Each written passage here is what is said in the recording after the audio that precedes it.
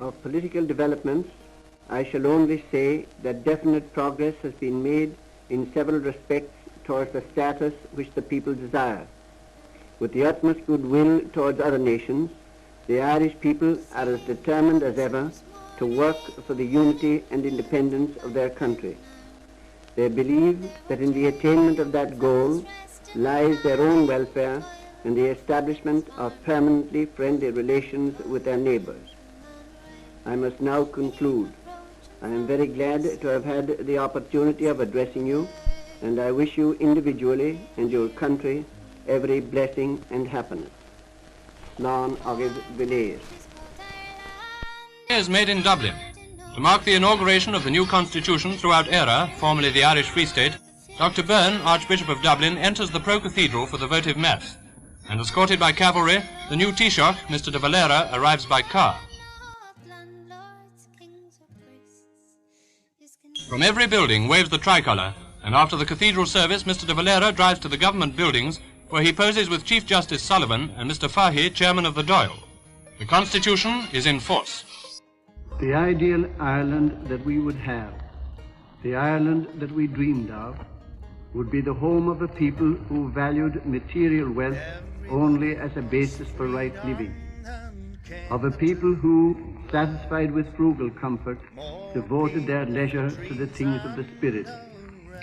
A land whose countryside would be bright with cozy homesteads, whose fields and villages would be joyous with the sounds of industry, with the romping of sturdy children, the contests of athletic youths, and the laughter of happy maidens, whose firesides would be forms for the wisdom of serene old age.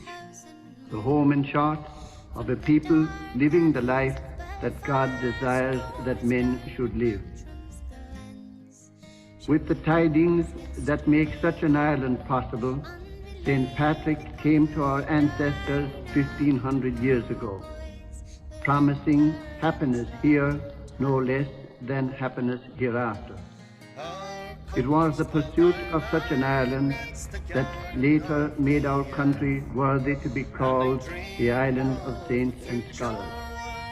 It was the idea of such an Ireland, happy, vigorous, spiritual, that fired the imagination of our poets, that made successive generations of patriotic men give their lives to win religious and political liberty, and that will urge men in our own and future generations to die, if need be, so that these liberties may be preserved.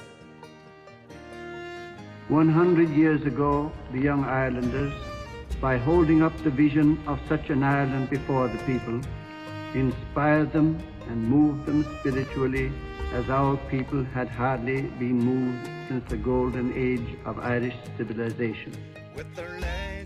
50 years later, the founders of the Gaelic League similarly inspired and moved the people of their day. So later did the leaders of the Irish Volunteers. We of this time, if we have the will and the active enthusiasm, have the opportunity to inspire and move our generation in like manner.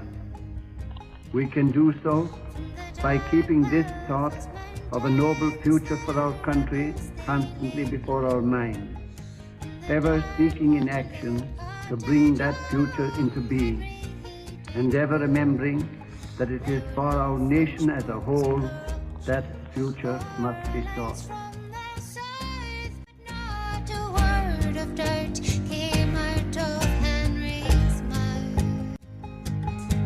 So cold, tired and hungry, young Henry made his vows. From your proud mothers I stole you, and I won't desert you now. We're sons of the Republic, not planters but free men, and it's never going to be the same again. Our country's called Ireland, it's the garden of the earth, and I dreamed of the future where our people know their worth, and our laws are written by reason of life. prophets, kings, or priests. You can have the spice if you come with me.